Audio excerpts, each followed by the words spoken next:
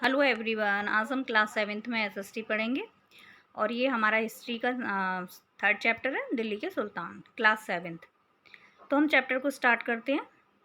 हम चैप्टर में पढ़ेंगे दिल्ली के सुल्तान के बारे में। तो दिल्ली एक महत्वपूर्ण शहर 12वीं सदी में बना था। 13वीं सदी के आरंभ में दिल्ली सल्तनत की स्थापना हुई। इसके साथ दिल्ली एक ऐसी राजधानी में बदल गया जिसका नियंत्रण इस महाद्वीप के बहुत बड़े क्षेत्र पर फैला था। कहने का मतलब है कि दिल्ली पर शासन करने वाला व्यक्ति भारत के बहुत बड़े एरिया पर अपना शासन करता था। अब यहाँ किन किन वंशों ने अपना शासन किया है उनके बारे में एक छोटा सा टेबल बनाया हुआ है, वो देखते हैं। दिल्ली के शासक राजपूत वंश से स्टार्टिंग हो रही है। यहाँ हम देखते हैं तोमर वंश जो आरंभिक 12वीं सदी के से अपना शासन कर रहा था, यानी कि 1165 से। इसके बाद तोमर वंश में अंगपाल, जिनका शासनकाल 1130 से 1145 तक रहा। उसके बाद चौहान वंश 1165 से 1192 तक उसने अपना शासन किया। चौहान वंश का सबसे प्रसिद्ध जो शासक था उसका नाम था पृथ्वीराज चौहान, जिनका शासनकाल 1175 से 1192 यानी कि 1175 से 1192 तक उन्होंने अपना शासन किया था। प्रारंभिक तुर्की शासन, यानी कि जब हमारे भारत में विदेशी लोग आए, तुर्क के लोग जब हमारे भारत में आए, यानी कि गुलाम वंश की स्थापना जब हमारे भारत में हुई तो वो हुई थी 1200 यानी कि 1206 में, और उन्होंने 1290 तक शासन किया। सबसे पहला जो शासक था वो था कुतुबुद्दीन ऐबक, और जिन्होंने 1206 से 1210 तक अपना शासन चलाया। उसके बाद शमसुद्दीन इल्तुतमिश, जिन्होंने 1210 से 1236 तक शासन किया। और इसी काल में सबसे पहले एक महिला शासिका बनी थी जिसका नाम था रजिया सुल्तान, जिन्होंने 1236 से 1240 तक शासन किया। ये अपनी सभी भाई बहनों में सबसे ज़्यादा बुद्धिमान और कार्यप्रणाली में निपुण थी, तो इसीलिए इसको राजगद्दी दी गई थी, और ये गुलाम वंश की शासिका थी। ठीक है। इसके बाद है गियासुद्दीन बलबन, जिन्होंने 1266 से 1287 तक अपना शासन किया। गुलाम वंश के बाद में खलजी वंश आया। खलजी वंश में जलालुद्दीन खिलजी, जिसने 1290 से 1296 तक शासन किया। उसके बाद अलाउद्दीन खिलजी, जिसने 1296 से 1316 तक शासन किया भारत में। इसके बाद तुगलक वंश आया, जिन्होंने 1320 से 1414 तक शासन किया। और तुगलक वंश के 3 शासकों का कार्यकाल इसमें दिया गया है, गियासुद्दीन तुगलक, मोहम्मद तुगलक, फिरोज शाह तुगलक। उसके बाद सैयद वंश आया है, जिन्होंने 1414 से 1451 तक शासन किया है। खिज्र खान भी जो है इस वंश के शासक थे। इसके बाद है लोधी वंश, जिन्होंने 1451 से 1526 तक शासन किया। बहलोल लोधी, जिन्होंने 1451 से 1489 तक शासन किया। ये इस तरह की एक टेबल है जिसे आप याद कर लीजिएगा सभी।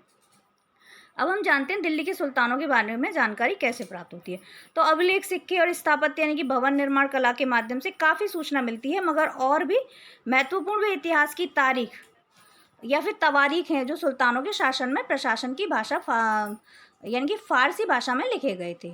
उन्होंने अपने अभिलेख, सिक्के या फिर किसी भी भवन के ऊपर जो खुदवाए थे, उनके द्वारा हमें सुल्तानों के बारे में, जो राजा महाराजा थे, उनके बारे में पता चलता है। तवारीख के लेखक सचिव, प्रशासक, कवि और दरबारियों जैसे शिक्षित व्यक्ति होते थे, यानी कि तवारीख लिखने वाले जो लोग होते थे वो पढ़े लिखे लोग होते थे, जो घटनाओं का वर्णन भी करते थे और शासकों को प्रशासन संबंधी सलामी देते थे। तवारीख के लेखक नगरों में, विशेषकर दिल्ली में रहते थे। शायद ही कभी गांव में रहते हों वो लोग, क्योंकि वो लोग शहरी इलाके में रहते थे, पढ़ा लिखा वर्ग था। अक्षर अपने इतिहास सुल्तानों के लिए उनके ढेर सारे इनाम इकराम पाने के लिए लिखा करते थे। वे ऐसे अक्षर लिखते थे जिसमें उनकी तारीफ होती थी, किनकी? राजा महाराजाओं की। यह लेखक अक्सर शासकों को जन्म सिद्ध अधिकार, लिंग भेद पर आधारित आदर्श समाज व्यवस्था बनाए रखने की सलाह देते थे। उनके विचार से सारे लोग सहमत नहीं होते थे। किनके? यानी कि जो लेखक थे उनके विचारों से लोग सहमत तो नहीं होते थे, लेकिन वो फिर भी राजाओं को ऐसी विषयों के बारे में हमेशा बताते रहते थे जिनसे उनका जो कार्यकाल है उसे आगे तक, भविष्य तक जाना पहचाना जा सके। जैसे जन्म सिद्ध अधिकार एक शब्द आया, तो जन्म के आधार पर विशेषाधिकार का दावा। कुछ खास परिवारों में जन्म के कारण शासन करने का अधिकार विरासत में मिलता है। जन्म सिद्ध यानी कि जन्म से ही उसको वो अधिकार मिल जाते हैं, उसको जन्म सिद्ध अधिकार कहते हैं। लिंग भेद, स्त्री तथा पुरुषों के बीच सामाजिक तथा शारीरिक संरचना संबंधी अंतर जो होता है उसको हम लिंग भेद कहते हैं। जो हम अंतर करते हैं लड़के और लड़की में, उसको लिंग भेद कहते हैं। सन 1236 में सुल्तान इल्तुतमिश की बेटी रजिया सुल्तान सिंहासन पर बैठी। अपने सभी भाइयों से अधिक योग्य, सक्षम थी, लेकिन फिर भी दरबार अनेक रानी को शासन के रूप में मान्यता नहीं दे पाए। जो दरबार था वहाँ का, वो रानी को शासक के रूप में मान्यता नहीं दे पाए। उसी युग के इतिहासकार मेनांदेस राज का सोचना था कि ईश्वर ने जो आदर्श समाज व्यवस्था बनाई है उसके अनुसार स्त्रियों को पुरुषों के अधीन होना चाहिए। इसीलिए वे पूछते हैं कि खुदा की रचना के खाते में उसका विवरण क्योंकि मर्दों की सूची में नहीं आता, इसीलिए इतनी शानदार खूबियों से भी उसे आखिर हासिल क्या हुआ। उन्होंने अपनी एक कृति में लिखा है कि जैसा उस समय के समाज के लोगों की जो धारणा थी उसके बारे में उन्होंने पूछा है कि इतनी बुद्धिमान, इतनी ताकतवर होने के बावजूद भी उसको ना तो एक राजा की जैसी उपाधि दी गई और ना ही लोग उसे एक महिला की दृष्टि से ही देखते थे। आधुनिक आंध्र प्रदेश के वारंगल क्षेत्र में किसी समय काकतीय वंश का राज्य था। उस समय उस वंश की रानी रुद्रमा देवी के व्यवहार से रजिया का व्यवहार बिल्कुल विपरीत था। रुद्रमा देवी ने अपने अभिलेखों में अपना नाम पुरुषों जैसे लिखवाकर अपने पुरुष होने का भ्रम पैदा किया। इसके ऊपर तो एक साउथ की मूवी भी बनी हुई है, आप लोग जरूर देखिएगा रुद्रमा देवी के ऊपर, कि एक रानी है जो काकतीय वंश की राजकुमारी थी जिसका जन्म हुआ, और जन्म होने के बाद में जब उसके माता पिता को पता चला कि हमारे घर में एक बेटी का जन्म हुआ है, तो उन्होंने पूरे अपने राज्य को ये संदेश दिया कि हमारे घर पुत्र का जन्म हुआ है। उसी के बारे में स्टोरी है। तो ये जो रजिया सुल्तान थी, रुद्रमा देवी थी, इन दोनों में बहुत अंतर है, उसको आप मूवी के द्वारा देख सकते हैं। और उस रुद्रमा देवी ने एक राजकुमार की भांति ही अपने शासन को चलाया और जीवन पर्यंत एक राजकुमार की तरह ही उसने अपना जीवन व्यतीत किया। रुद्रमा ने अपने अभिलेखों में अपना नाम पुरुषों जैसे लिखवाकर अपने पुरुष होने का भ्रम पैदा किया था। रजिया सुल्तान ने तो एक महिला का मतलब अपने आप को महिला शो करा के ही शासन किया, लेकिन जो रुद्रमा देवी थी इसने दुनिया को दिखाने के लिए स्वयं को एक राजकुमार घोषित किया हुआ था और राजकुमार जैसा ही नाम था इसका। कश्मीर की रानी विदिदा, जिसने 1980 से ये गलत डल गया है, जो डेट डल रही है उसको सही कर लेंगे, का नाम दीदी बड़ी बहन से निकला है। जाहिर है राजा ने अपनी प्रिय रानी को यह स्नेह भरा संबोधन दिया होगा।